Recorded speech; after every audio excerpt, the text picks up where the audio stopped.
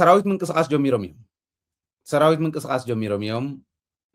ብፍሉይ እቶም ክነስልጥኖም ፓራኮማንዶ ገለ እንዳበሉ ዝዛረብሎም ዝነበሩ ናይ ምልሻን ናይ ካልኢን እኩብ ነዚኦም ምንቅስቃስ ጀሚሮም ኣለዉ ናብ ትግራይ ንወራር ምድላው ጥራሕ ተይኮነስ ንወራር ተጓዓዝ ተባሂሉ ክተት ተባሂሉ ተዓውጁ ኣሎ ነዚ መግለፂ ዝኮን ሰሜን ሸዋ ኣብ ሰሜን ሸዋ ከባቢ ዝነበረ ኣብኡ ፀንሐ ኮማንዶን ኣየር ወለድን ናብ ሰሜን ወሎን ደቡብ ወሎን ኣቅሪቦም ከም ዘለዉ ዝተወሰነ ከዓ ናብ ዓፋር ናብ ቡርኤ ከባቢ ኣቅሪቦም ከም ዘለዉ ጠቅላላ ንዓፋር ንትግራይ ንኤርትራ ንዓገው ንቅማንት ንኣምሓራ ብሓንሳብ ምስ ሱዳን እውን ትማሊ ይገልጾ ነይሩ ሱዳን ኤርትራና ቲፒኤልኤፍ አንድ ላይ መጥተው የሚያደርጉት የለም ቅንጣት ታከል ስጋት የለብንም ተዘጋጅተናል ለዛ ይብል ነይሩ መንግስቱን ኮም ይብል ነይሩ ትማሊ ከም ሰማዕኹም ሕዚ ቶም ኮማንዶን ኣየር ወለድን ዝበሃሉ ናብ ሰሜን ወሎ ናብ ደቡብ ወሎ ናብ ዓፋር ናብ ቡርኤ ከባቢ ዘርጊሕዎም ኣሎ አዲስ አበባ ዝነበረ ፌደራል ፖሊስ እውን ናብ ሰሜን ሸዋ ናብ ደብረ ብርሃን ከባቢ ኣውፂዎ ኣሎ ከተኻኻ ጀሚሩ ኣሎ ማለት ምልሻ ናይ ኦሮሚያ አዲስ አበባ ክሕሉ ኢንዳይሬክትሊ እታ ናይ ኦሮሚያ ፕላን ኦረዲ ናብ ተግባር የውዕልዎ ኣለዉ ንሪኦም ኣለና ምስ ምልሻ ምስ ኣድማ ብተና ምስ ፍሉይ ሓይሊ ክትሰርሑ ኢኹም ተባሂሎም ከመይ ከም ዝናበቡ እውን ናይ ምልሻ ናይ ፍሉይ ሓይሊ ናይ ኣድማ ብተና መራሕትን ናይ ሰራዊት መራሕትን ሓቢሮም በብከባቢኡ ምዝታይ ጀሚሮም ኣለዉ ማለት እዚ ሕዚ ሰራዊት ዝብላዕ ዘሎ ሞተይ ሞተን ኣብይ ኣሕመድ ምንም ኣይኮነን ክንደይ ሰራዊት ይጠፍእ ከም ዘሎ ንፈልጦ ኢና ክንደይ ሰራዊት ይሕምሸሽ ከም ዘሎ ብፋኖ ክንደይ ሰራዊት ይሕምሸሽ ከም ዘሎ ብኦላ ንፈልጦ ኢና ካልእ ተሪፉ ዓፋር መፃኒ ኢሉ ዝእዊ ሰራዊት ናይ ዓፋር ሰራዊት መፀኒ ኢሉ ዝእዊ ሰራዊት ናይ ትግራይ ሰራዊት ክኽእል እየ ኢሉ ምጃሃሩ እዩ ዝገርመኒ ፋኖ 3 ዓመት ሕሊፉ ኣሎ ሰይሉ እንዳሓምሸሾ በብግዚኡ ማለት እዩ ፋኖ ብዝኸዱላ ኦፕሬሽን ኣሽሓት እንዳደምሰሱ እዮም ዝመፁ እዞም ኣሽሓት እዚኦም ወለዲ ይሃልውዎም እየሃልውዎም ብዘየግድስ ኣብይ ኣሕመድ የግድሶም ኣብዚ ደረጃ እዚ ዘሎ ወዲ ንትግራይ እንድሕር ክኢሉ ከጥፍኣ ከም ዝኽእል ይጠፍኦ እዩ ትግራዋይ ኢሉ ዝሓስብ እንተኮይኑ ንሱ ክዳሎ ከሎ ትግራዋይ እውን ደቂሲ ይፀንሓኒ ኢሉ ዝሓስብ እንተኮይኑ ደንቆሮ እዩ ናይ ሓቂ ማለት እዩ ከምቱ ኣብ ፓርላማ ክዕዘፍ ክንሪኦ ከለና ከመይ ዝበለ ደንቆሮ ንብሎ ጠቅላላ በተሓሳስቡ ደንቆሮ እዩ ሰብኣይ ማለት እዩ ንሱ ክለዓል ከሎ ዘይለዓል ትግራዋይ እንተሃልዩ ንሱ ክዳሎ ከሎ ዘይዳሎ ትግራዋይ እንተሃልዩ ትግራዋይነቱ ዝረስዕ ጥራሕ እዩ ነዚኡ ተዓጢቕና ንቃለሶ ነዚኡ ኩሉ ነገርና ገዲፍና ንቃለሶ ነዚኡ ኩሉ ነገርና ገዲፍና ህዝብና ነርድ እንታይ ይገብረሎ ዝብል ሕዝና ኣብነት ካበይ ናበይ ከም ዘንቀሳቐሰ ተዛሪብና ኣለና ካብዚኡ ንላዕሊ ዘሎ ዲቴይል እንድሕረድልዩ ግን ናብ ሰራዊትና ብዶኩመንት መልክዕና ነረክቦ ናብ ዝምልከቶ ኣካል ናብ ወታደራዊ ኢንተለጀንስ ኣድላይ ብዝበሃል መንገዲ ነረክቦ ምስ ወታደራዊ ኢንተለጀንስና ንሰርሕ ምስ ናይ ፖሊስ ኢንተለጀንስና ንሰርሕ ምስ ካልኦት እውን ከምኡ ስለዚ ብዋናነት ክንሓስብ እንድሕር ኮይንና ተጋሩ እስኪ እቲ ዝሓስቦ ዘሎ ሕዚ ዝንቀሳቐሶ ዘሎ ሕዚ ዝመፆ ዘሎ መን ክመፀካ እየን ኣዲስ ኣበባ ስለ ዝበሉ ከምኡ ዝብል ሓሳብ ኣሎ ድዩ ትግራይ የለን እኮ ናይ ብሓቂ ቦታ ሓሶት ቦታ ፕሮፓጋንዳ ናቶም እሚኖሙና ማለት ድዩ ቲፒኤልኤፍ ኣዲስ ኣበባ ክመፅእ ይብል ኣነ እንደኸረጋግፀልኩም ቲፒኤልኤፍ ድሕሪ ሕዝን ኣዲስ ኣበባ ገፁ ኣይሸይንኒ ትረፍዶ ኣዲስ ኣበባ ከይዱ ከመሓደር ክደሊ የለን እመኑ እዚ ብትክክል የነግረኩም ዘሎ ናይ ቲፒኤልኤፍ ሪፎርም ድሕሪ ሕዚ በቃ ኢሎም እዮም ኣፍተር ሪፎርም ከምኡ ዝብል በቃና እዩ ዝብል በቃና ብሓቆም እዮም ከዓ ካብዚ ንላዕሊ ንኢትዮጵያ መስዋዕትነት ዝኸፍል ትግራዋይ ክህልወና ኣይንደልን ህዝብና ክነእምን ኢና እዩ ዝብል ከምኡ ግን ይበሃል ኣነ እየ ዝብለኩም ዘለኹ ቲፒኤልኤፍ ወፂ በቃ ካብ ሎማዓንቲ እንዳሓር ሃገር ኢና ንደሊ ካብ ሎማዓንቲ እንዳሓር ንኣብይ ኣሕመድ ዝበሃል ዝመርሐ ዓዲ ወኢትዮጵያ ትበሃል ዓዲ በብግዚኡ ጀኖሳይድ ትፍፅመልና ተመሊስና እውን ንሪአን ከምኡ ክብለካ ይትፀበ ኣይብለካን ቲፒኤልኤፍ ምን ኣሚንዎም ፅሓን ጎገፆም መሊሶም ናብ ስልጣን ክኸዱ እንዲኦም እንኩ ስልጣን ተተባሂሎም ስልጣን ተስኢኖም እዮም ዳቀዶም ስልጣን ኮይሳኑ ክንግዛእልካ ኢና ዛሃብካና ስልጣን ተቐቢልና ሽጎይታ ኢልና ክንነብር ኢና ኢሎም ኣብኡ እንተዝነብሩ ሽዑ እዩ ነይሩ ስልጣን ኣይከልኦምን መኪና ኣይከልኦምን ككريعم زخدو كو مكينا يرخو سلطان رخو له كم يلن دحر حزي بتخكل ينغركم زلو تخكل يو افتك كايدا وشتنا زلو خصرز قبقو او وشتنا زنه رسحات كنا صرز قبقنا حزي نيرو كغورو وي كعلو نوزيو او زيود كتلو نعمتنا عدوا خن موصينا صنحنا ني عدوا وصينا ددويت مرداتا خنوم كلنا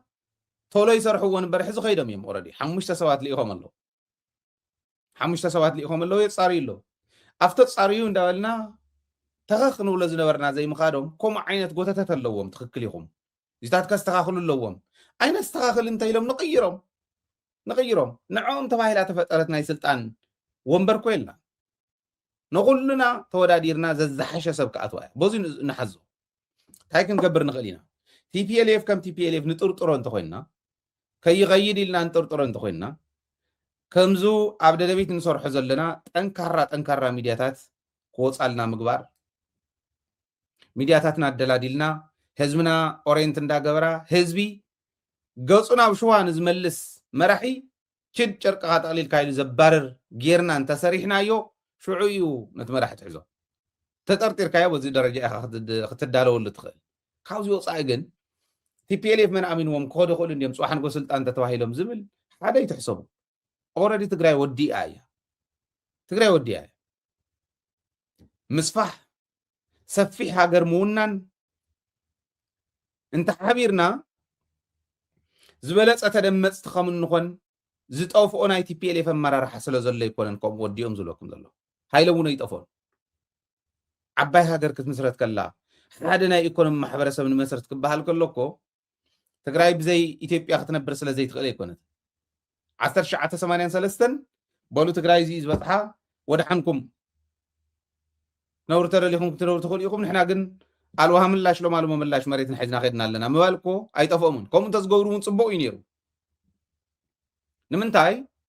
ቅድሚኡ ዝነበረ ናይ ጀኖሳይድ ከይዲ እኹል ዝኾነ መረዳእታ ስለ ዝነበረ ኣብ ልዕልየና ቸቸ ኢሎም ክነብሩ ዝደልዩ ምዃኖም ተተሓሳስባ ንሱ እንተዘይጠፊኡ ኣብ ልዕልየና ክነብሩ ዝኽእሉ ቀፃሊ ጀኖሳይድ ከብፅሑልና ዝኽእሉ ሰባት ምዃኖም ተሓሳስባ ምዃኑ ክንፈልጥ ነርና ክፈልጡ ነይርዎም ግን ሓደ ናይ ኢኮኖሚ ማሕበረሰብ መስሪትና ክንዘልቕ ኢና ምባሎም ከዓ ሓጢኣት ኣይኮነን ትክክል ከዓ ነይሩ ምክንያቱ ኢትዮጵያ እኮ ተጠቂማ እያ ጥቕሙ ዝፈልጥ ኢትዮጵያዊ እንተዝኾን ነይሩ ኢወደግ ዘምፃላ ጥቕሚ ነዛ ዓዲ እዚኣ ዓንጨውጨው ክቕበል ነይርዎ ፍጹም እዚኣ እንድሕሪት ከይትምለሰልና ኢሉ ክዘልቕ ነይርዎ ኣይገበርዎን ሕዚ ተማሂርና ኣለና ታዕያታ ትምህርቲ ድሕሪ ሕዚ እቲ ምስፋሕ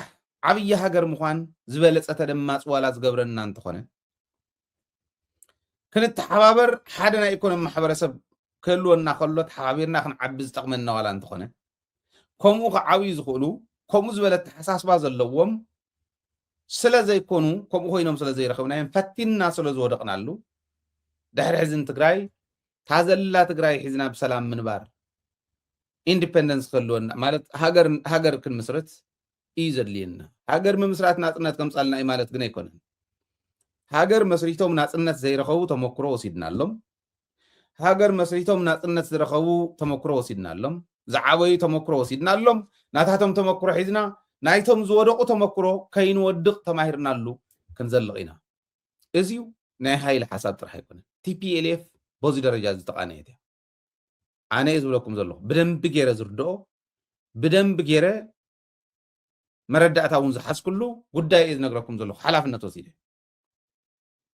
ፖለቲካዊ ዘተ ምግባር ይከኣል እዩ ሰላማዊ ጉርብትና ንኽህሉ ፖለቲካዊ ዘተ ምግባር ይከኣል እዩ ብስሩ እውን የድሊ እዩ ዘለና ኣብ ኢትዮጵያ ስቴክ ስለ ዘለና ክነምፅእ ክነምለስ ድሕሪ ሕዚ ግን ኢትዮጵያ ትበሃል ዓዲ ንትግራይ ዘይትጠቅም ምዃና እኳ ደኣስ እናበልዓታ እናቆርሞ መታ እትነብር ዓዲ ምዃና ፈሊጥና ኣለና ተተሓሳስባ ኣብ ኢትዮጵያ ዘሎ ንትግራይ ዘካተተ ይኸውን ኣይንራኸብን እዚ በዚ ደረጃ ንርአዩ ድሕሪ ናይ ብሓቂ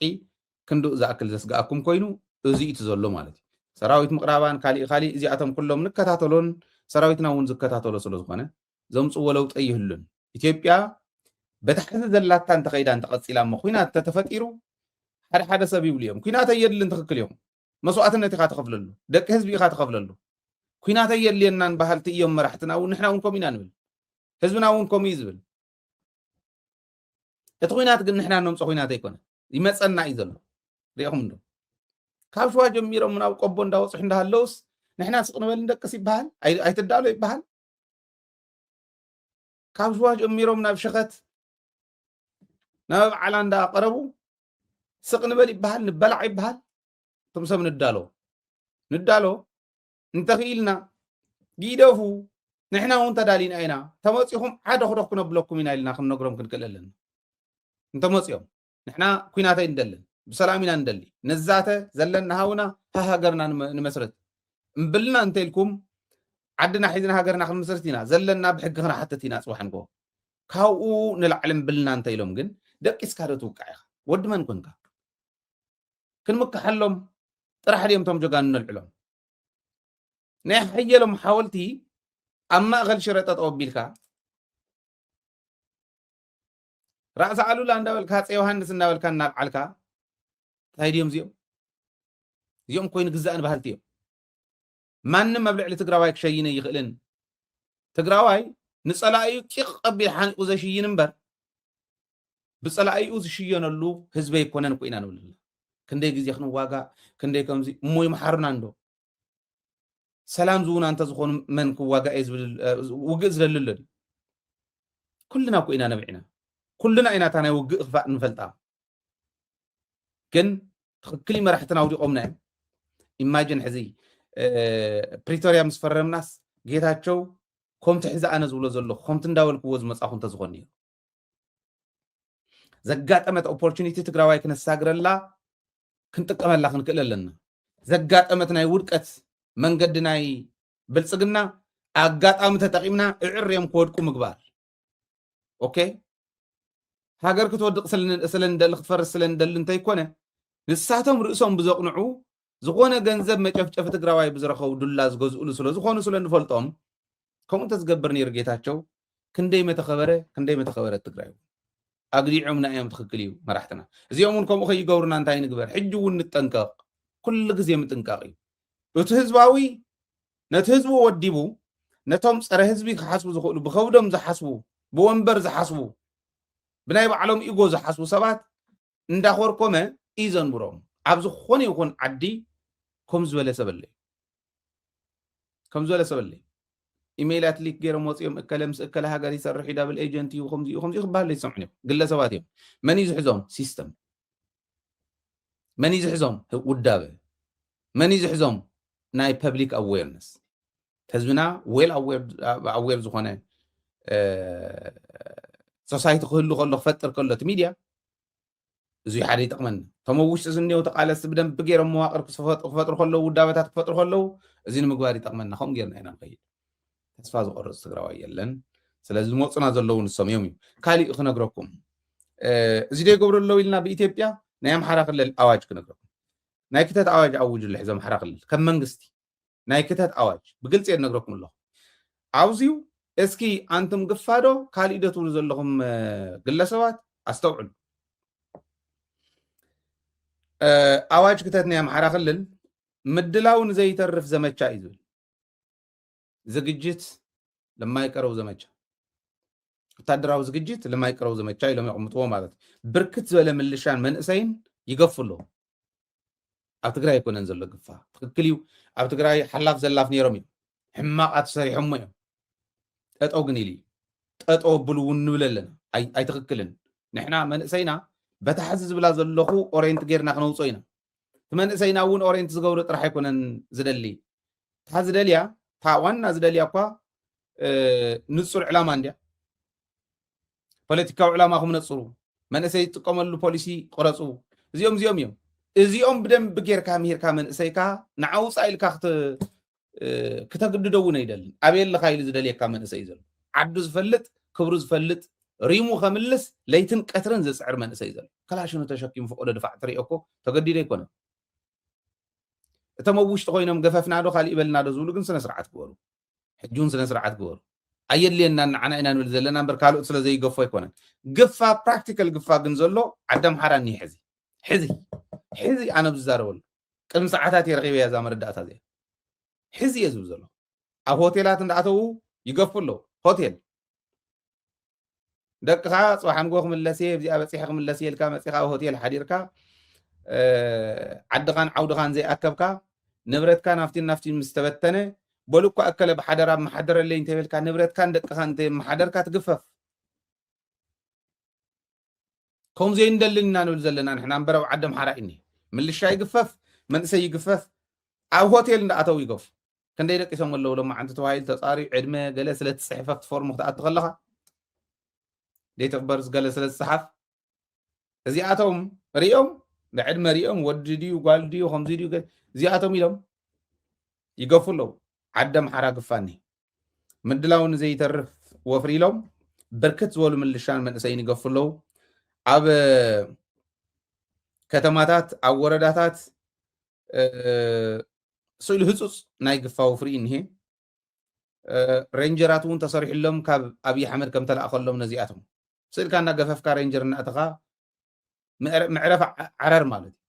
ሂማን ዌቭ ከምፂ ይኽእሉ እዮም ንሂማን ዌቭ ዝኸውን ምድላው እውን ኣድላይ ከም ምዃኑ እዩ ዘርእየኒ እዚ ናብ ቀረብኦም ዝርከቡ ማእኸላት መሰልጠኒ ይእትውዎም ከም ዘለው ኮታ ተዋሂብዎም ሕድሕድ ቀበሌ ኮታ ተዋሂብዎ ኣፍታ ቀበሌ ዘላ ሆቴል ኣፍታ ቀበሌ ዘላ ዝኾነት ዕዳጋ ገለመለ ትውረር ብምልሻን ብገፈፍትን ትውረር እዚዩ ብዝርዝር ክነግረኩም እኽእል እየ ፈልፍላትና ብደንብ ገይሮም ዝሰደዱልና ስለ ዝኾነ ብዝርዝር ክነግረኩም እኽእል እየ ከንብብ እኽእል እየ ካብቱ ዝሰደዱለይ ማለት እዩ ኣስተውዒልና ክንከይድ ይጠቕመና እዩ ዝብል እምነት ስለ ዘለኒ ንኣብነት ደብረ ብርሃን ካብቲ ከተማ 230 ሰብ ሸዋሮቢት 370 አንኮበር 280 መሃል ሜዳ 190 ኣጣየ 190 መሃል ወንዝ 230 ሰንበቴ 180 እዚኣቶም ካብ ከተማታት ናይ ሰሜን ሸዋን ናይ ወሎን ከባቢ ኣብነት ከም ኣብነት ዘልዕሎ ዘለኹ እዩ ካብ ሃገረ ማርያም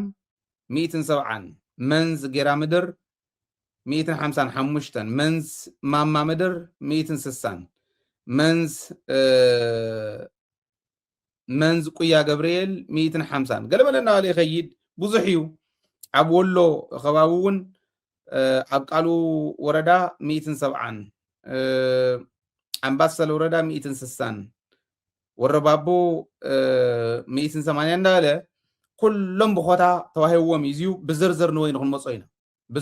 ንክንመፆ ኢና ኣብ ምብራቅ ጎጃም እውን ንኣብነት ንምልዓል ኣብ ሞጣ 190 ቢቸና 190 ደጀን 195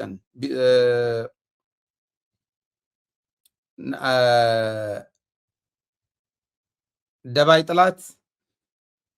145 ኣዋበል 180 ኣብ ምዕራብ ጎጃም እውን ቡሬ 155 ቡሬ ዙርያ 190 ገለመለ እናበለ ይኸይድ ብዙሕ እዩ ኩላ ብኾታ እዚዩ ኮታ ዝተዋሃቦም ነቶም መራሕቲ እዩ ቶም መራሕቲ ገፈፍቲ ምልሻን ካሊእ ነቕሚጦም ኣለዉ እሙናት ዝበሃሉ ገፈፍቲ እዮም ቶም ገፈፍቲ እናገፈፉ ይወስድዎም ማለት እዩ ካብ ሆቴል ካብ ዕዳጋ ካብ ቤት ትምህርቲ ተምሃሮ እውን መናእሰይ እውን ይግፈፍ ስለ ዘሎ ካብ ቤት ትምህርቲ ኮሌጃት ምሙልአን ዳርጋ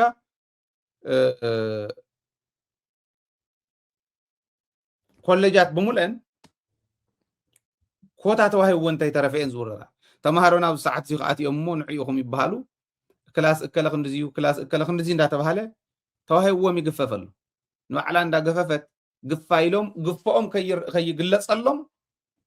ከይንገር ይገፍ ኣለዉ ዝብል ከይንገር እቲ ናይ ግፋ ዜና ብትግራይ ይገብሩ ዓንጃል ወዲ ዓንጃል ኣዲስ ኣበባ ኮይኑ ካብኡ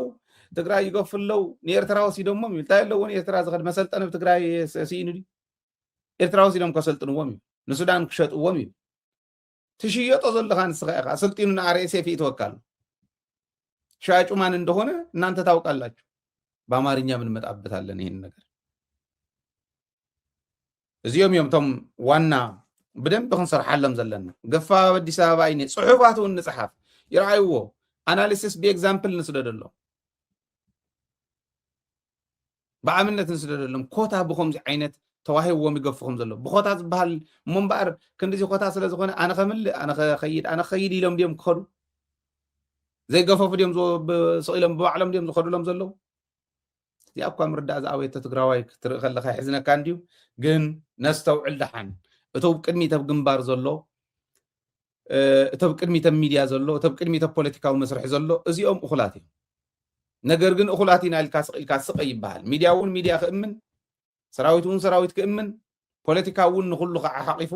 ብደንቢ ፖለቲካዊ መስርሑ ፅቢቑ እንዳኣመነ ኸይድ እንዳኣመነ ከውፅእ እንተኮይኑ እንዳኣመነ ከውፅእ ናይ ግድን እዩ ማለት እዩ እቶም ነዙ ኣዲስ ኣበባ ይኹን ኣብ ካልኦት ከባብታት ኢትዮጵያ ዝግበር ዘሎ ግፋ ከይቃላዕ ናይ ግፋ ታሪክ ናይ ግፋ ዜና ኣብ ትግራይ እዩ ዘሎ ኢሎም ትግራይ ከዋርዱ ትግራይ ዘይሽማኸው ዝኸዱ ዘለው ተጋሩ ግን እስክንረኣዮም መን እዮም ንኣብነት ዓንተወይ እውን ከም ዝረኣኹሞ ጻድቃንን ዮሃንስ ገብረ መስቀልን ፅሊ እዮም ናይ ዮሃንስ ዝበሃል ጉጅለ ኣሎ ናይ ጻድቃን ዝበሃል ጉጅለ ኣሎ ክልቲኦም ግን ፅሊ እዮም ጌታቸውን ዮሃንስ ገብረ መስቀልን ፅሊ እዮም ናይ ጌታቸው ዝበሃለሉ ናይ ዮሃንስ ዝበሃል ጉጅለ ኣሎ ኦኬ ናይ ጻድቃን ዝበሃል ጉጅለ ከዓ ሰይሉ እንተ ሓደ እንዳምፀነ እንተ ሓደ እንዳኣሰረን እንተ ሓደ ንኩሎም እሲርዎ ሓሊፎም እንዳሓለፈ እሲርዎም ሓሳቡ ጓል ሓሳቡ ዝነበረት ኩሎም ዳርጋ በፂሕዎም እዩ ካልእ ተሪፉስ ንባዕሉ ተስፋይ እኳ ኣሲሮሞ ተስፋይስ ፖለቲካ በዚ ኣሕለፍያ ዝብላ ነገር ይብሉ ተወሳኺ ዝርድኦ ነገር እውን የለን ነዚኣቶም እውን እሲርዎም ነንባዕሎም ዝተኣሳሰሩ ነንባዕሎም ከም ተጋሩ ሓቢሮም ክነብሩ ዘይከኣሉ ሓቢሮም ክሰርሑ ዘይከኣሉ ሰባት እዮም እቲ ብሓድነት ዝቃለስ ዘሎ ህዝብና ክብትንዎ በል ዝብሉ ዘሎ ሓደ ክንርድኦ ዘለና ስለዚኦም እዚ ነንባዕሎምስ ማለት ቁንጣሮ እንድዮም ካብዚ ትግራይስ ቁንጥር ኣቢልካ ከምቲ ደርብን እኽሊ ኢልኩም ሕሰብዎን ቁንጣሮ እዮም ብቁፅሪ በፃብዕቲ ዝቁፀር እዮም እዚኦም ብሓደ ኮይኖም ስለ ትግራይ ተሳንዮም ክነብሩ ይከኣሉ ከመይ ገይሮም ስለ ትግራይ ስኒት ስለ ናይ ትግራይ መፃኢ ስለ ናይ ትግራይ ረብሓ እዚኣቶም ክነግሩካ ይኽእሉ ስለ ናይ መሪሕነት ውድቀት ክነግረካ ዝኽእል ብመሪሕነት ብደንብ ገይሩ ብተግባር ዘረጋገፀ ሰብ ደይኮነን ስለ ናይ ሓድነት ጉዳይ ክነግረካ ዝኽእል ብሓድነት ብተግባር ዘረጋገፀ ደይኮነን ስለ ናይ ትግራይ ሓልዮት ክነግረካ ዝኽእል ስለ ትግራዋይነት ለይትን ቀትርን ዝቁርቆር ሰብ ደይኮነን ስለ ግፋን ካሊእን ክነግረካ ዝኽእል ስለ ግፋ ዝርዳእ ካብ ምግፋፍ እውን ነፃ ዝኾነ ደይኮነን መንእሰይ ትግራይ ይገፉ ኣለዉ ባዕሎም ንዓውፃ መንእሰይ እንዳበሉስ ናብ ዓፋር ናብ ካሊእን ወሲዶም ፈቅዶ በረኻ ጥጥቕዎ ኣለዉ ሓደ እኳ ሞይቱ ትማሊ ምስኪና ካብ ድሓር ምስ ሞትካ ናብ ዓና ትግራይ ቀበረው ሰዶ ወዲ ውቕሮ ይመስለኒ ሸፊቱ ዝነበረ ወዲ ሓድሽ ዶ ገለ ዝበሃል ዝኾነ ወዲ ሞይቱ ኣሎ ክራር ዝወቅዕ እንዳቆዛም ወዲ ሓሚሞ ሞይቱ እዮም ኢሎሞ ቀቲሎሞ እውን ክኾኑ ይኽእሉ እዮም እንዳቀተልዎም ስለ ዝቆኑ እዩ ኣብዚ ሓለፈ 13 ሰብ ቀቲሎም ነጊርናኩም ኢና በተሓሳስባ ደረጃ ንዝተፈለዮም ኩሉ ይቀትሉ እዮም ሕዚ ወዲ እዚ ብቀደም እውን ክወፅእ ኣይነበረን ዘውፅእ ነገር የለን ኢልና ኢና ኣብ ትግራይ ዝፍታሕ ነገር መሊኡ ኣለና ብዙሕ እዩ ፖለቲካዊ መሪሕነትና እኮ ካብ ደደቢት ንላዕሊ ዝወቕሶም ደለ ሽሞም እንዳላዓልና ንቃለሶም ኢና ብደንቢ ዝቕየር ነገር እውን ብዙሕ እዩ እሳቶም ዝወደቕዎ ነገር እውን ብዙሕ እዩ ደገ ወፂኻ ምስ ኣብዪ ኣሕመድ ኮንካ ትፈትሖ ነገር ግን ፍፁም የለን ብዕራይ ምስ ሰረቐካ ኮንካ ብዕራይካ ኣይትደልን ጠፋእካ ብዕራይ ክትደሊ ምስ ሰረቐካ ኮንካ ኣይትረኽቦን ኢኻ ምስ ኣብዪ ኣሕመድ ኮንካ ናይ ትግራይ ፀገም ክፈትሕ እንተልካ ልክዕ ከምቱ ምስ ሰራቂ ብዕራይካ ምድላይ ማለት እዩ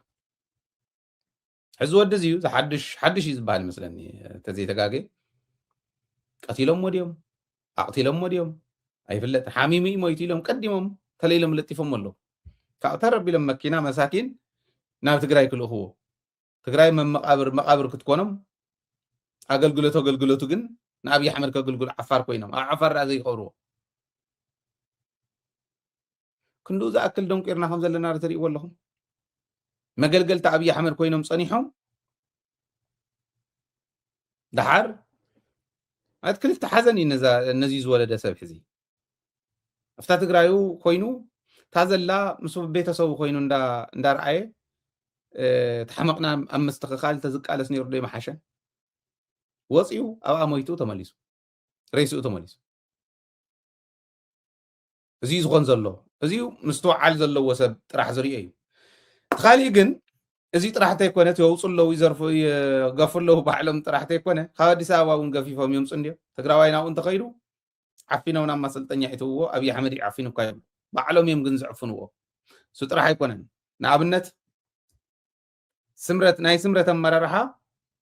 ሰብ እንዳዓፈኑ ገንዘብ ከም ዝቕበሉ ብርሃነ ገብረ ኢየሱስ ሓደ ኣብነት ብርሃነ ገብረ ኢየሱስ ሰብ ይዕፍን ገንዘብ ይቕበል ዝሓለፈ እውን ሕሊፍና ነርና ኢና ያው ኣብኡ ዝተኻተቱ ሰባት ስለ ዝነበሩ እቲ ጉዳይ ንብዙሓት ሰባት ስለ ዝነኽአ ምስኣቶም ተረዳዲእና እታ ፖስት ዝገበርክዋ ልዕልያ ነይረ ግን ይቕፅል እዩ ዘሎ ዝወዲ ነቲ ሓደ ዓፊኑ 8 ሚልዮን ይብል ነቲ ሓደ ዓፊኑ ዝኾነ ነገር ከለ ነባዒሱ እዚኣ እንተዘይጌርኩም እዚኣ ከቃልዕየ 2 ሚልዮን ይብል እዚኣ ይገብሩ ግን በይኑ ኣይኮነን ተጋሩ ኣብ ዝተዓከብሉ ቦታ ንዑ ሓፈስቲ ገፈፍቲ ንዑ ኢሎም ካብ ሆቴል ዲ ካብ ካልእ ዲ ተጋሩ ገፊፎም ናብ ማሰልጠኛ ይሰድዎም እሞ ናብ ናይ ኣብዪ ኣሕመድ ማሰልጠኛ ይሰድዎም እሞ ኣይተም ተኣሲሮም ዝነበርስ ብልፅግና ኢኸም ገይሩ ገፊፍዎም ንሕና ኣይኮናን ኣቐጥቂጦም ገንዘብ ይቕበልዎም ወንጀለኛታት ሓደ 5-6 ዝኾኑ ወንጀለኛ ኣለዉ እዮም ኢሎም ክነውፃኩም እንተወይና ክንዲ ዝኽፈሉ እዚኣ እዮም ሰርሑ ስምረት ዝበሃል ፓርቲ ኣመራርሕኡ ብርሃነ ይብል ኣለኹ ሓደ ማለት ብደንብ ኤግዛምፕል ክኾነና ዝኽእል እእስኪሮም ገንዘብ ተቐቢሎም ምስ ፖሊስ ተኻፊሎም ትግራዋይ ናይ ንግዲ ናይ እቶቶም ፍልፍል ገይሮም ይኸዱ ከም ዘለዉ መርትዑታት ኣለና ጭቡጥ መርትዑ ኣለና ይእስሩ ከም ዘለዉ ጌታቸው እውን ይገልጽ ነይሩ ከመይ ዝበለ ገጹ ንምርኣይ እውን ስለ ዝጸልኦት ህዝቢ እንተረኣኹ ፀገም ስለ ዝኾነ ሓን ተጸሚምኩም ራእይዋ እዚኣ ጥቂት ተሸራረፈ ይሄ ከስልጣን ውጪ መኖር ይችላል ብሎ ማያመን የወረደለት የሚጠየቅበት ብዙ ወንጀል የፈጸመ አሁንም ወንጀል የተለያየ ኢኮኖሚ ወንጀሎች የሰብአዊ መብት ጥሰቶች ብቻ አይደለም በወርቅ ንግድ በኮንትሮባንድ በሁሉም እየተሳተፈ ያለ ቡድን ነው ስለዚህ እቺ ስልጣን የምትባለው ነገር ያጣለት ጠይቃለሁ ብሎ ስለሚገምት የራሱን ህልውና ከትግራይ ህዝብ ህልውና በላይ አድርጎ የሚወስድ አመራር ነው እንትና አይሉም ይሉኝታም እኮ የለውም አይ ድርጅቱ ቀድሞ መዳን አለበት ህዝቡ እንዲድን ነው የሚለው አትሊስት በቋንቋ ደረጃ ህዝባችንን ለማዳን ነው የምንታገለው ናምን አይልም ስለዚህ ወጣት አስገድዶ ሰራዊት ውስጥ ሊያሰልፍ ሲሞክር ድርጅቱን ለማዳን ነው የሚለው ድሮ ቢሆን ወጣቱ ነፃነቱን በደንብ ስላልተረዳው አስገድደን ነፃ እናደርገዋለን እያሉ ነው ያሉት ማለት ነው እየሰሩት ያሉት የስነልቦና ስብራት ምናምን አይደለም እያስከተለ ያለው በትግራይ ህዝብ ላይ ህልውና አደጋ ነው እየፈጠረ ያለው በአሁኑ ሰዓት የትግራይ ወጣት በግዳጅ መሰለፍ አልፈልግም የሚለው ህይወቱን ሪስክ እያደረገ ጥይት ተኮሰበትም ጭምር ወደ አፋር ወይ ሌሎች አካባቢዎች የሚገባበት ሁኔታ ነው የትግራይ ህዝብ ቁጥር በእንደዚህ ሁኔታ ከቀጠለ አብዛኛው ስደተኛ የማይሆንበት ምክንያት ነው አብዛኛው ተፈናቃይ ነው የሚሆነው ኦሬዲ በመቶ ሺዎች የሚቆጠር ተፈናቃይ አለ ወደ ቦታው መመለስ የነበረበት የሱን ጉዳይም ይደር ተብሎ አሁን ተጨማሪ መቶ ሺዎች እየተፈናቀሉ ነው ወደ ሌሎች ኢትዮጵያ ክፍሎች ማለት ነው ስለዚህ ይሄ ድርጊት ዝም ብሎ የስነልቦና ስብራት ማህበራዊ ቀውስ በሚል ያለው የምትገልጸው ንጹህ ወንጀል ነው እየፈጸመ ያለው ይሄ አመራር በዛ ልክ ነው መጠየቅም ያለበት በዛ ልክም ነው ልንረዳው የሚገባው ከስልጣን ውጭ መኖር አልችልም የሚለው አመራር ይዝብል ባይዘይ ጌታቸው ባዕሉ ስልጣን ይደልን ኢሎም ዝዛረብሉ ሰባት ተሸወዱ ካብ ስልጣን ወፃኢ ካሊእ መንበሪ የላን ኢሉ ዝኸይድ ምዃኑ ጌታቸው መምህር ይኽእል መምህር ነይረ እንዲዛ ዝብል ተመሊሱ ኣብ መቐለ ዩኒቨርሲቲ ኢሉ ምማእተወ ካብ ስልጣን ወፃኢ ክነብረ ይደልን ጌታቸው ናብ ስልጣን ክጎይ ከሎ መፍትሒ ከምፅእ ንትግራይ እቶም ካልኦት ናብ ስልጣን ክደልዩ ከለዉ ንትግራይ ክዕምፁ እዮም ኢሉ ንመን ይኸርድኦ ጌታቸው? ጌታቸው በዓል ሞያ እየ ኢሉ ኣብ መቐለ ዩኒቨርሲቲ ካብ መቐለ ዩኒቨርሲቲ ከመይ ከም ተባረረ ንፈልጦ ኢና። ተምሃሮ እዮም ኣባረሮሞ ባይዘ ተምሃሮ እዮም ኣባረሮሞ። ብስሩ ሰብ እዚ ከምህረና ይኽእልን እንዶ ዘይብሉ ናይ መምህር እንዶ ዘይብሉ ሰብ ከምረና ይኽእልን ኢሎም ዘባረርዎ ተምሃሮ እዮም። ተምሃሮ እዮም ኣባሪሮምን እሞ ተመሊሰን ኣብ ኣንታ ኣትየስ ተምሃሮ ክባረሩኒ እዮም ኢሉ ጌታቸው ምእታው ምምላስ ናብ ዩኒቨርሲቲ ንሳ ከቢዳቶ ክትኮን ትኽእል እያ። ሕዚ ንሱ ስልጣን ደልዩ ናይ ስምረት በቃ ማለት ካብ ህወሓት እንተወረደስ ስምረት ዝብል ጣይሹ ንባዕሉ ኣቦ ወንበር ዝገብር ካብ ስልጣን ወፃኢ ክነብረ ይክእልን ዝብል ሰብ ንመን ክእምን እዩ? ካብ ስልጣን ወፃኢ ክነብረ ይንክእልን ዝብሉ እዮም ዝብል ንመን ይክእምን? ሓደ ንሱ እዩ። ካልኣይ ስለ ተፈናቃሊ ጌታቸው ክነግረና ሞራል ኣለዎ ድዩ? ተፈናቃሊ ወገንና ከይምለስ እንተተመለሰ እውን ኣብይ ኣሕመድ ድላይ ይግበሮ መሬት ዘመሓደረ የመሓድሮ እንዳበለ ዝዛረበና ዝነበረ ጌታቸው ደይኮነን። እዚኣ እንተነኣሰስ እዚአነ ይንርስዕንን እንተነኣሰ ይርስዕዎንን ኢሉ ምሕሳብ ከመይ ገርዓዊዎ ይገርመኒ ኣሎ። ትክክል ኣይኮነን። ግን ጌታቸው ንምንታይ ከም ዘይገበረ ኢለ ንጌታቸው ክወቅሶ ይደልን። ምክንያቱ ጌታቸው ከምኡ ከይገብር ብደንብ ገይሩ ንጌታቸው መልሱ ክህብ ዝኽእል ኣካይዳ ክኸዱ ዝግብኦም ዝነበረ መራሕትና እዮም። ብሽምግልና ናብ ምክትልነት ዘምፅዎ መራሕቲ ሰብ መሲሉ ክቁፀር ጌታቸው ዝገበርዎ መራሕቲ እዮም። በዚ ሕጂ ጌታቸው ተመሊሱ ናብቲ ዝነበረ ደረጃ ይትረፍ እሞ ከም ተራ ትግራዋይ ዝቁፀረሉ መንገዲ እውን ከቢድ እዩ ንምርካቡ። ትሕዚ ዝገብሮ ዘሎ ኣብይ ኣሕመድ ሕዝስ ይፈናቀሉ ኣለዉ ኢሉ ስለ ተፈናቀልቲ ክሓስብ እንድሕር ኮይኑ 40% መሬትና ሒዞም ዓንተወይ እውን ዘቕረብክዎ ዝኩሉ ጃህራ እናተጃሃርሉ መሬተይ ከምልስ እየ ንዝብል ሰራዊት ምሕጋዝ ዘይተሓይሽን ምክንያቱ ከምዘይመልስዋ ይፈልጣሉ። ዓራብ ትግራይ ከይትምለስ እውን ንገንደር እዩ ዘቕርቦም ካብ ንሽረ ኢሉ ናብዚኣ ፈትለቕ ኢሉ ዝመፅእ ሰብ ከይተቕርቡ ኣነ እውን የቕርብን ክሕግዘኩም እየ ኢሉ እንታይ ይብለና ኣሎ ጌታቸው? ጌታቸው ነቶም ሰብ ዓፊኖም ሰብ ዕፊኖም እሲሮም ገንዘብ ዝቕበሉ ዘለዉ ናቱ መሳርሕቲ እውን ክእርሞም ኣይከኣልን። ኣነ ይነግሮ ኣለኹ ሕዚ ሃባ እንደ ይበለኒ በዛ መዓልቲ እዚኣ ለማዓንቲ ዕለት ኣብ ደደቢት ሚድያ መርትዖለኒ እከለ ዝበሃሉ መሳርሕትኻ ውድብ ኢልኩም መጣይሽኩም መራሕቲ ኢልካ ኣቕሚጥካዮም ዘለኻ ሰብ ዕፊኖም ሰብ እሲሮም ገንዘብ ይቕበሉ እዮም ይብል ኣለኹ ኣነ። እስኪ ጌታቸው ከም መራሒ ናይ ስምረት ኣበየላ ታመርትዖካ ይበለኒ እንተውፃናዮ ካሊእ ጋዶ ስለ ዝኾን እንተዘይኮይኑ ናይ ሓቂ ክሰርሕ እንተኢሉ ኣነ ክሰደሉ ይሕተተኒ።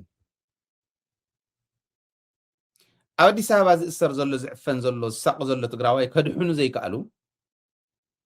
ንባዕሎም ነንባዕሎም እቶም ሕፍን ዝኣኽሉ ዮሃንስ ገብረ መስቀልን ጌታቸውን ጻድቃንን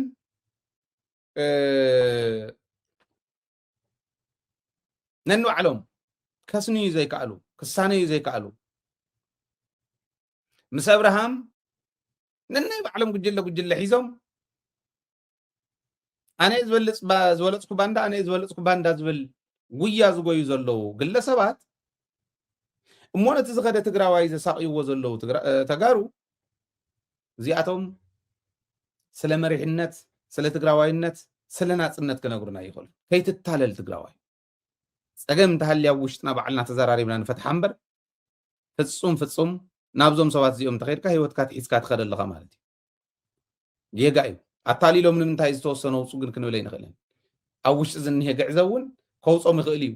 ተብ ውሽጢ ዘሎ እውን ይስተኻኸል ግን ትዝሓሸ ይርለ ትብል ንሱ ዝሓሸ ትዝሓሸ ናብቲ እንደልዮ ንምብፃሕ ኢና ንኸይድ እምበር እቶም ጠቕሊሎም ዝሞቱ ሂወት ክንዘርኣሎም ትግራዋይነት ክንዘርኣሎም ኣይንኸይድ ንሕና ዓያሾ ይኮናን። እዚ ኢትዋና ክንሪኦ ዝግባአና ማለት እዩ። ኣብ ውሽጢ ዘለዉ ክመሓየሹ ካብ ዝግብኦም ኣካይዳታት ሓደ ሓደ ስስዕ ዝተመልኦም ኣካይዳ ኣብነት ክኾነና ዝኽእል ናይ መንበረ ሰላም ሓደ መረዳእታ ከካፍለኩም። መንበረ ሰላማ እዛ ትርእይዋ ዘለኹም ኣብ ስክሪን ትርእይዋ ዘለኹም ደብዳቤ ውፅእ ኣሎ። እዛ ደብዳቤ ትብል 5 ሰባት ዘለውዎ እቱ ኣብ መንበረ ሰላማ ዝርአ ዝነበረን ሓፈሻዊ ዝኾነ ሕቶታት ዝቐርበሉ ዝነበረን ጉዳይ ከጻሪው ኮሚቴ ናይ 5 ሰባት ዘለዎ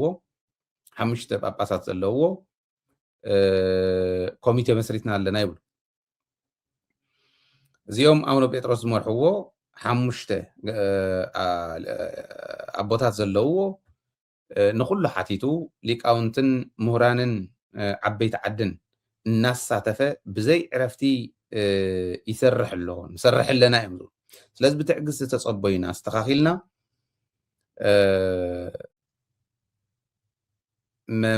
መንፈሳውን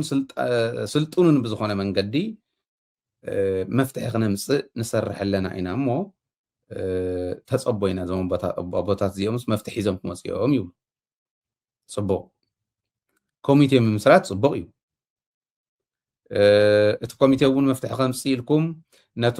ብፁዕ አቡነ ሰላማ ዘለዓልዎ ኣብ ውሽጥኹም ግዕ ዘኒሄ ናይ ኣሰራርሓ ግዕ ዘሎ ናይ ካይዳ ግዕ ዘሎ ፍትሒ ዝሰኣኑ ካህናት ኣለዉ ሊቃውንት ኣለዉ ክልተ ሰለስተ ስራሕ ዝሓዙ ኣማኢተ ሸሓት ደሞዝ ዝቕበሉ እቲ ሓደ ገጽ ሓንቲ ኩባያ ጣፍ ዘይትገዝእ ትካቦ ዝቕበሉ እቲ ሓደ ገጽ ብስሩ እውን ሊቃውንቲ ኮይኖም ነቲ ቤተክርስትያን እንዳገልገሉ ዝጸንሑ ግን ሕጂ ዝተደርበዩ እቲ ካሊእ ገጽ ነንባዕሉ ተተፋኒኑ ልክዕ ከም ጓሳ ነንባዕሉ ዱላ ቀረሽ ዝኾነ ዱላ ዝተረፎ ፀርፊ ዝፃረፉ ኣቦታት ኣፍታ ጉባኤ እውን ሰሚዕና ኢና ወይ ከይንዋረድ ንባዕልና እውን ክንዋረድ ስለ ዝኾንና ናትኩም ተውፂና እምበር ጳጳሳት ጠጠው ኢሎም ተወዳድናኻ እንድዕላድናኻ ኣገለታት ክብሉ ምሕፈሪ እዩ መሕነኺ እዩ። እቲ ጌጋ ፍሉጥ እዩ። መጻረይ ኮሚቴ ዘድልዮ እውን ኣይኮነን። ተብዓት እዩ ዘድልዮ። ደፋር ውሳነ እዩ ዘድልዮ። ደፋር ውሳነ መጀመርያ ኣብ በዓልኩም ውሳነ ኣብ በዓሉ እዩ ክውስን ዘለዎ ሓደ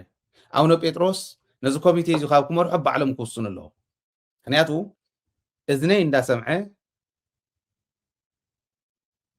ኣዛቢዖም ናይ ብፁዕ አቡነ ሰላማ ዘረባ ብጣዕሚ ካብ ዘኽብሮም ሰባት ካብ ዘኽብሮም ቦታት ሓደ እዮም ነይሩ። እዝነይ እንዳሰምዐ ተመቦ ዝበልዎ ካሊእ ጥውይ ኣቢሎምስ ጳጳስ ደይጠውይ ዓለም ዝገደፈ ደይጠውይ ጥውይ ኣቢሎም ኣይ ፀረ መነኮሳት ስሩ መነኩሴ ዝበሃል ገንዘብ የድልዮን ኢሎም ፀረ መነኮሳት እዮም ተላዒሎም ፀረ ፈለስቲ እዮም ተላዒሎም ዘለዉ ኢሎም ምስ ፈለስቲ ከበኣስዎም ክኸዱ ከለዉ ሰሚዐ ብእዝነይ ጌጋ እዩ ትክክል ኣይኮነ እንተ ዝኸድኩም ኢልና ወቂስና ኢና። ብዝኾነ ኮይኑ ግን እዚኣቶም እንዲኦም ናይ ብሓቂ ለውጥ ከምፁ እቲ ኮሚቴ ኢሎም መስሪቶም ዘለዉ ዝብል ምስ ኣምፁ ክንሪኦም ልቢ ሂብዎም ናይ ብሓቂ ለውጥ ክነምፅ ኢና እንተኢሎም ግን እሶም ስለ ዝመርሕዎ ካሊእ ስለ ዝመርሖ ለውጢ ይመፅን ማለት ኣይኮነን። ግን ቶሎ ናብ ጉባኤ ኣቲኹም ስኢልካ ናብ ሽምግልና ናብ ካሊእ ጳጳሳትስ ዓዲ ሽምግሉ ተባኣሱ ሽምግሉ ነገራት ይቕይሩ እምበር ከመይ ገይሮም ጳጳሳት ንባዕሎም ናብ ሽምግልና ዓለማውያን መፅኦም ናይ ዞባ መራሒ ዝመርሖ ኮሚቴ ተጣይሹ ኮሚቴ ዓራቂ ኮሚቴ ይዕረቑ እዮም ዘለዉ ባይዘው ይሽምገሉ እዮም ዘለዉ ባይዘው ነንባዕሎም ይሻማገሉ እዮም ዘለዉ ዞባ መራሒ ዓለማውያን መራሕቲ ነቶም ሃይማኖታዊ መራሕቲ ፖለቲካዊ መራሕቲስ ነቶም ሃይማኖታውያን መራሕቲ ከፍ ኢሎም ክዓርቅዎም ካብ ምርኣይን ላዕሊ ዝሕፍር የለን። ኮሚቴ ስለ ዝመስረትኩም ዝኾነ ደብዳቤ ስለ ዝፀሓፍኩም ፅቡቅ ኢልና ንኸይድ ከይመስለኩም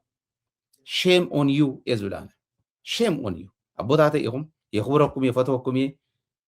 ሓጢኣትኩም ከም ሓጢኣትኩም ሓጢኣተይ ከም ሓጢኣተይ ነናይ ባዕልና ስለ ዝኾነት ሃይማኖት ግን ብዓይኒ ሃይለ ብእዝኒ ሃይለ ብሕልና ሃይለ ከምዝዘን ከሎ ካልኦቱን ከምኡ ክመዝኑ ከለዉ ከፍ ኢሎም ፖለቲካዊ መራሕቲ ኣይ ኣቦ እከለ ግደፉ ባ ከምዚ እዩ ኣቡነ እከለ ኣውን እንዳተባሃልኩምስ ግደፍ ንስኹም ግደፉ እንዳተባሃለ ዓለማዊ መራሒ መፅኡ ክሽምግለኩም ካብ ምርኣይ ንላዕሊ መፅሓፍ ፈትፊትኩም ዝበላዕኹም መፅሓፍ ፈትፊትኩም በሊዕኹም ተምህሩ ኦኬ ደቅኹም ትግስፁ ደቅኹም ጥራሕ ኣይኮነን ፖለቲካዊ መራሒ እውን ተተጋጊ ገዚተካ ኣለኹ ተባሂሉ ገዚትኩም ጠጠው ከተብልዎ ትኽእሉ ስልጣንኩም ክንዱ ዝኣክል እናሃለወ ንኩሉ ሕሲርኩም ንባዕልኩም ናብ ሽምግልና ዝኣተኹም ኣቦታት ከም ዘለኹምና እዚ ከም ዝሕዝነና ክትፈልጡ ደልየ እዚ ይሕዝኒ ክልተ ኣቦታት ሰለስተ ኣቦታት ወይ ሰኢሎም 14 ኣቦታት ተኣኪቦም ኣስኬማ ዝደፍአ ኣቦ ፀሊም ቀሚሽ ተኸደነ ኣቦ ተባሂሉ ኣቡነ እከለ ተባሂሉ ኣቦና እከለ ተባሂሉ ዝፅዋዕ ብመላእ ህዝቢ ቦና ተባሂሉ ዝፅዋዕ ኣቦ ኩሉ ኮይኑ ዝኸይድ ንኩሉ ዝሕፈረ ንኩሉ ዝሕነኸ ንኩሉ ዘጓሃየ ንዑ ተሸማገሉ ተባሂሎም ናብ ሽምግልና ከኣቱ ከለዉ ካብ ምርኣይ ንላዕሊ ዝሕዝን የለን እዚ እቲ ዝሕዝን ስለዚ እዚኢኹም ኮኒኹም ኮሚቴ ስለ ዝመስረትኩም ቁም ነገር ተሰርሐ ከይመስለኩም ኢለ ኣነ ቁም ነገር ሰሪሕኩም ዝብለኩም እታ ኩነታት ንሕና ፀያፍ እዩ ንገብሮ ዘለና ክልተ ደሞዝ ሰለስተ ደሞዝ ንምብላዕ ተባሂሉ ካብዚኣ ንምምላእ ተባሂላ ኣብ ሽምግልና ክንኣቱ ደቅና ክንዕቁና ወፃእ ዘሎ ፀላኢ ክነዕቀና ትማሊ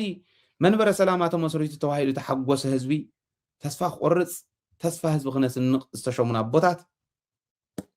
ተስፋ ምቁረፅ ኮይንና ክንርከብ የብልናን ኢልኩም ኩሉ ነገር ገዲፍኩም ኮሚቴ ዶ ካሊእ ዶ ካብ ትብሉ ርፁሩይ እዩ ንሕና ቅሪብናልኩም ኢና 250,000 ዝበልዕ ጳጳስ እዩ ዘለኩም ኦኬ 6,000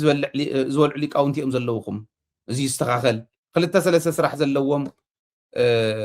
ኣቦታት እዮም ዘለውኩም እዚ ይስተኻኸል ኦኬ ነንባዕልኩም ተፃሪፍኩም ኢኹም ይቕረ ተባሃሉ ከመይ ጌርካ ኢኻ ከመይ ገሪኡ ሓደ ኣቦ መፅኡ ንዓይ ይቕረበሎ ንእከለ ይቕረበላ ንእከለ ክብለን መን ስልጣን ሂብዎ ንባዕሉ ይቕረ ዘይበልዕ ከምዚ ዝኣክል ክትናዓቁ የብልኩም ኣቦ ክሓልፍ ከሎ መስቀል ንምስላም ቁልቁል ኣፉ ተደፊኡ ጫማ እግርኩም ዝስዕም ዝነበረ ህዝቢ ሕዚ ኣንታ እናበለ ክፅዋዓኩም ትገብሩ ኣሎ ጌጋ እዩ ክብርና ኢኹም ኣውሪድኩሞ እዚ ሕዚ እውን ተመለሱ ናብ ኖርማል እየ ዝብል